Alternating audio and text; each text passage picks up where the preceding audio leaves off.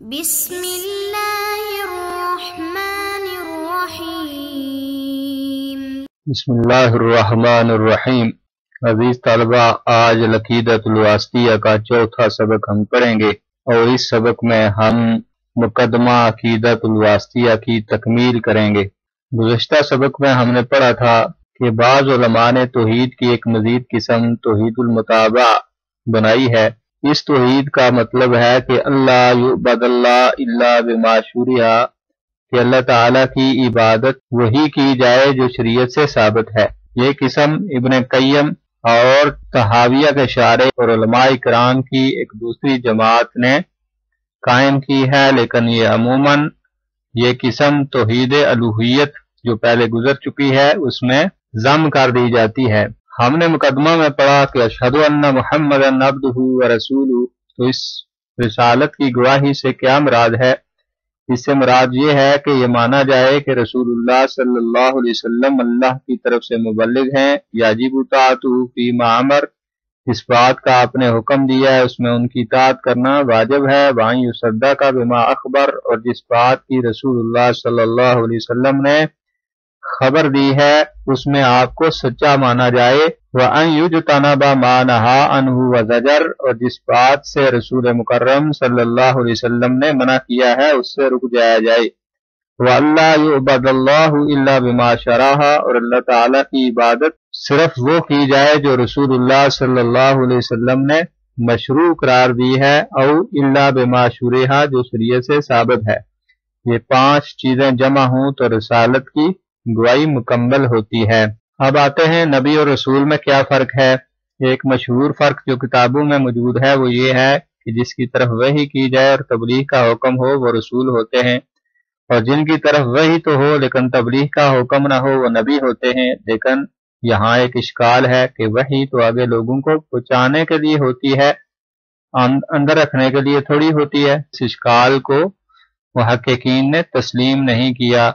شیخ ابن تیمیہ رحمۃ اللہ علیہ فرماتے ہیں رسول وہ ہوتے ہیں جو کافر قوم کی طرف مبعوث ہوتے ہیں، اور نبی وہ ہوتے ہیں جو مسلمان قوم کی طرف ہی آتے ہیں۔ پہلے رسول کی شریعت انہیں سمجھاتے ہیں، ایک شریعت پر وہ چل رہے ہوتے ہیں، اوپر سے ایک اور رسول آتے ہیں جو اسی شریعت کو انہیں سمجھاتے ہیں، جیسے ارشاد باری تعالیٰ ہے انا انزلنا التوراۃ فیہا ھدی ونور، کہ ہم نے تورات نازل کی اس میں ہدایت ہے، روشنی ہے، یحکم بہا النبیون الذین اسلموا، اس تورات کے مطابق وہ نبی فیصلے کرتے ہیں۔ اس سے استدلال کرتے ہوئے یہ تعریف ابن تیمیہ رحمۃ اللہ علیہ نے کی ہے۔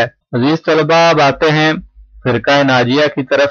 جیسا کہ مقدمہ میں گزرا ہے کہ یہ عقیدہ ہے فرقہ ناجیہ کا۔ فرقہ ناجیہ کون ہوتے ہیں؟ حدیث شریف میں آتا ہے کہ لا تزال طائفۃ من امتی ظاہرین علی الحق، ہمیشہ ایک گروہ حق پر غالب رہے گا، لا یضرهم من خذلهم، جو ان کو نیچا دکھانا چاہے ان کا کوئی نقصان نہیں کر سکے گا یہاں تک کہ اللہ تعالیٰ کا معاملہ آ جائے، وہم کذالک، اور قیامت تک وہ ایسے ہی رہیں گے۔ امام احمد اس حدیث کی تشریح میں فرماتے ہیں کہ اگر اس سے اہل الحدیث مراد نہیں ہیں تو پھر میں نہیں جانتا کہ وہ کون ہیں، کیونکہ یہ گروہ ظاہرین علی الحق یہ حجت اور برہان کے اعتبار سے دیگر گمراہ کن عقائد پر غالب رہیں گے۔ حجت اور برہان اہل الحدیث کے پاس ہی تو ہوتی ہے۔ امام بخاری فرماتے ہیں اس سے مراد اہل العلم ہیں، علم والے ہیں، کیونکہ حجت اور دلیل اہل علم کے پاس ہوتی ہے۔ ایک دوسری حدیث ہے رسول اللہ صلی اللہ علیہ وسلم فرماتے ہیں بنی اسرائیل کے 72 فرقے بنے اور میری امت کے 73 بن جائیں گے، سارے جہنم میں جائیں گے ما سوائے ایک کے۔ صحابہ نے پوچھا وہ کون ہوں گے اللہ کے رسول؟ آپ صلی اللہ علیہ وسلم نے فرمایا ما انا علیہ واصحابی، آپ نے ان کی صفت بیان کی کہ وہ کون ہوں گے، وہ اس عقیدے منہج پر ہوں گے جس پر میں ہوں اور میرے صحابی ہیں۔ اب دیکھتے ہیں کہ صحابہ اکرام کا کیا مذہب اور منہج تھا۔ حدیث معاذ بڑی مشہور ہے، رسول اللہ صلی اللہ علیہ وسلم نے انہیں یمن کی طرف بھیجا اور پوچھا ہے معاذ آپ وہاں کیسے فیصلہ کریں گے؟ معاذ نے کہا اقضی بکتاب اللہ، میں اللہ کی کتاب کی روشنی میں فیصلہ کروں گا۔ رسول اللہ صلی اللہ علیہ وسلم نے فرمایا اگر تو کتاب اللہ میں وہ حکم نہ پائے تو پھر کیا کرے گا؟ کہا فبسنت رسول اللہ، فرمایا اگر سنت میں بھی وہ حکم نہ ملے کتابullah میں بھی نہ ملے تو حضرت معاذ کہتے ہیں اجتہد رائی ولا آلو، میں اجتہاد کروں گا اور کسی قسم کی کوتاہی نہیں کروں گا۔ ولا آلو اس بات کی دلیل ہے کہ قرآن و سنت کو اچھی طرح سے کھنگالوں گا، اس کے بعد نظائر دلائل دے کر اجتہاد کروں گا۔ فضرب رسول اللہ صلی اللہ علیہ وسلم صدرہ، رسول اللہ صلی اللہ علیہ وسلم نے شاباش دیتے ہوئے حضرت معاذ کے سینے پر مارا اور فرمایا الحمدللہ الذی وفق رسول اللہ، اللہ کی تعریف جس نے اللہ کے رسول کے بھیجے ہوئے گورنر کو ایسی بات اور ایسا فیصلہ کرنے کی توفیق دی جس بات نے اللہ کے رسول کو راضی کر دیا۔ اہل سنہ والجماعت سے کیا مراد ہے؟ سنت آپ جانتے ہیں، سنت کی تعریف یہ ہے کہ جو نبی علیہ الصلوۃ والسلام کی طرف چیز منسوب کی جائے، آپ کا قول ہو، فعل ہو، تقریر ہو، وصف ہو، اس کو سنت کہتے ہیں۔ تو نبی علیہ الصلوۃ والسلام کے اقوال، اعمال اور تقریرات پر جو چلتا ہے وہ اہل سنہ والجماعت ہیں، جو آپ کی اقوال کی پیروی کرتے ہیں، آپ کے اعمال کی پیروی کرتے ہیں، ان میں تعویلات نہیں کرتے اور تقریرات کے پیچھے چلتے ہیں۔ تقریر اسے کہتے ہیں جو کام رسول اللہ صلی اللہ علیہ وسلم کے سامنے کیا گیا اور آپ نے اس سے روکا نہیں، اس سے خاموشی اختیار کی، رضامندی اختیار کی۔ اور جماعت سے کیا مراد ہے؟ حدیث افتراق جو پہلے گزر چکی ہے اس کو حدیث افتراق کہتے ہیں کہ 72 فرقوں میں بانٹے جائیں گے لوگ۔ فرمایا کلھا فی النار، یہ سارے کے سارے جہنم میں جائیں گے، الا واحدۃ وہی الجماعہ، ایک بچے گا وہ جنت میں جائے گا اور وہی جماعت ہوگی۔ جماعت کون سی ہے؟ پیچھے حدیث گزر چکی ہے، ما انا علیہ و اصحابی، وہ صحابہ اکرام کی جماعت ہے۔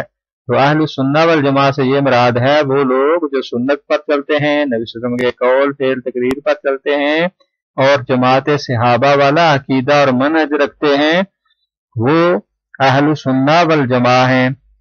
ایک روایت میں ہے من کان علی مثل ما انا علیہ و اصحابی، وہ لوگ جماعت ہے جو جس پر میں چل رہا ہوں اور میرے صحابہ چل رہے ہیں وہ بھی اسی پر گامزن ہوں گے۔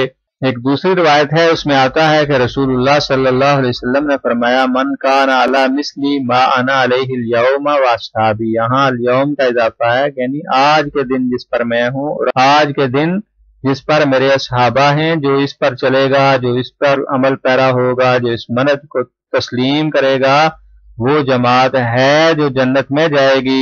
رسول اللہ صلی اللہ علیہ وسلم کی ایک دوسری حدیث ہے، اس میں ہے الجماعت رحمہ، جماعت رحمت ہوتی ہے، والفرقۃ عذاب، اور جماعت سے اختلاف کر کے اپنے عقائد اپنے منہج بنانا عذاب، یہ عذاب ہے۔ الجماعت رحمہ، جماعت جو ہے وہ رحمت ہے۔ جماعت صحابہ کے منہج پر، جماعت صحابہ کے عقائد پر کسی صفات کی جو تعویل نہ کرے، تعطیل نہ کرے، تمثیل نہ کرے، وہ جماعت رحمت ہے۔ والفرقۃ عذاب، جماعت صحابہ کے عقائد سے اختلاف کرنا تو فرقہ بازی ہے جو کہ عذاب ہے۔